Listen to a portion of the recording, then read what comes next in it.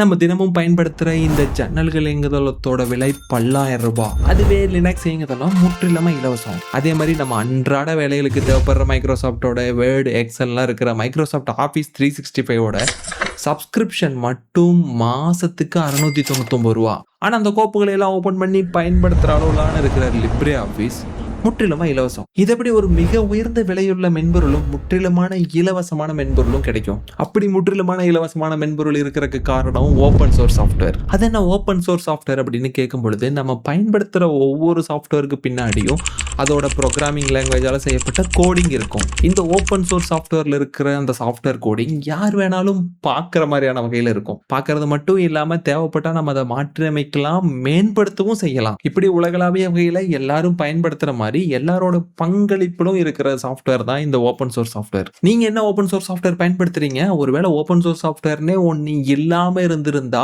இந்த காசு கொடுத்து வாங்குற சாஃப்ட்வேரோட விலையெல்லாம் எவ்வளோ மேல இருந்திருக்கும் அப்படிங்கிறத கருத்து பட்டியல சொல்லிட்டு கண்டிப்பா எங்களை இப்பவே பின்தொடருங்கள்.